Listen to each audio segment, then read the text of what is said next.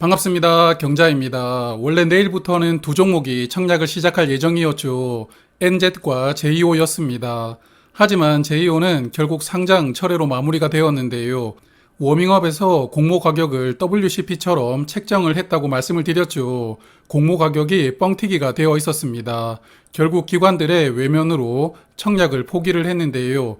어쨌든 이 종목은 그래도 2차 전지 미래 소재인 탄소 나노튜브를 만드니까요. 회사가 조금 더 야무러지고 공모 가격도 합리적으로 산정해서 다음에 다시 만나기를 기대를 해봅니다. 그럼 본론 들어가기 전에 잠깐 오늘 청약이 끝난 T3 엔터테인먼트 결과를 보고 가겠습니다. 생각했던 것보다 더 많은 분들이 비례 청약을 했는데요. 먼저 균등 배정부터 보면 약 15만 3천 계좌가 청약에 참여를 했습니다. 계좌의 수는 그래도 예상했던 수준 정도로 마감되었습니다. 그래서 균등 배정으로는 1인당 13주에서 14주를 받게 되는데요. 대부분은 14주가 됩니다. 최소 청약 수량이 100주였으니까요. 균등 배정 수량이 변경되지는 않고요.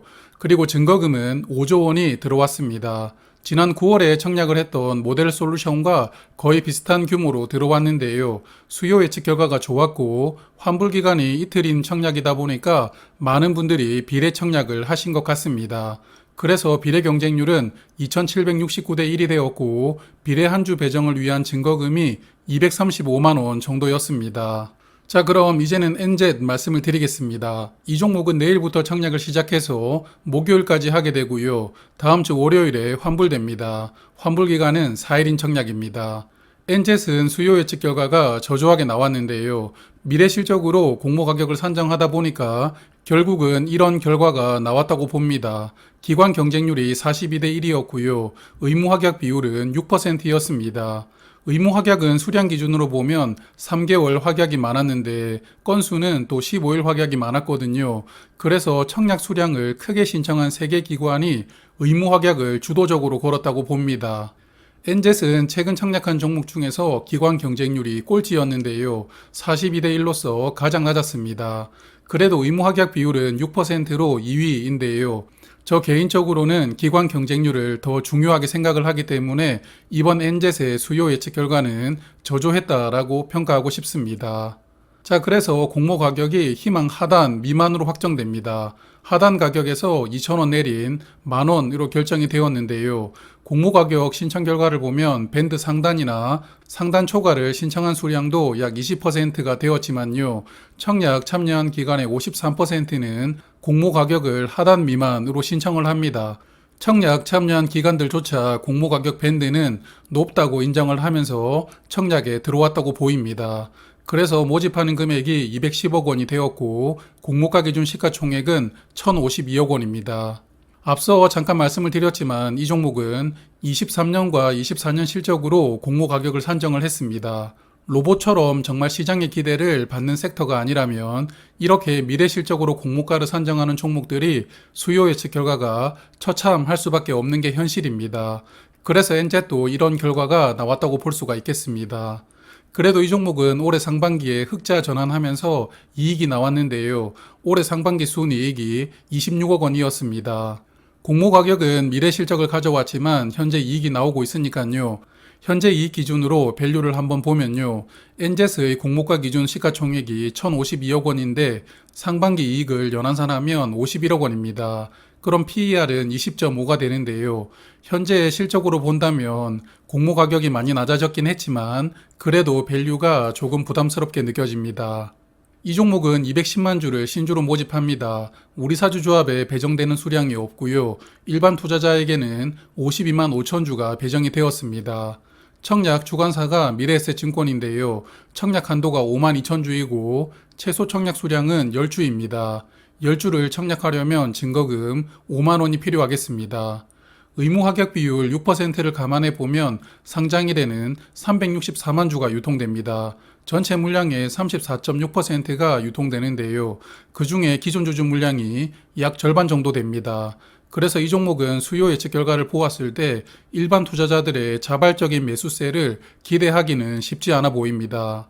그래서 상장일에 기존 주주들이 시초가를 좀 올려서 시작할 수 있게 도움을 주느냐가 관건이라고 보이는데요. 요즘에 증권신고서에 기존 주주들 취득 단가를 기재하지 않는 게 일반적인데 이 종목은 기재가 되어 있더라고요. 그래서 좀 추측을 해봅니다. 화면 보시면 재무적 투자자들은 2017년부터 이 회사에 투자를 하기 시작했다고 보이는데요. 전환사채로 투자를 한 것 같습니다. 2017년과 18년에는 주당 발행가액이 4만원대였고 20년에는 10만 5,500원으로 발행을 합니다. 그리고 무상증자를 하는데요. 1대 20으로 한 것 같더라고요. 그래서 주식수가 20배로 늘어나게 되는데 그럼 주당 발행가액은 20분의 1로 나누어 줘야 되겠죠. 그래서 2020년 이전에 투자를 했던 339만 주는 취득 가격이 5,300원 이하라고 유추를 해볼 수 있습니다. 공모 가격이 만원이니까 공모 가격 근처에서 매도를 하면 투자 금액의 2배 이상은 남긴다고 봐야 되겠죠. 하지만 무상증자 이후에 이 종목을 투자한 기관이 또 있었던 것 같은데요. 21년도 말에 유상증자를 2번 합니다. 첫 번째 유상증자는 발행가액이 11,630원이었고 두 번째 유상증자는 14,357원이었는데요. 그래서 2021년에 투자가 들어왔던 79만 주는 공모 가격보다 더 높은 가격으로 취득을 하게 됩니다.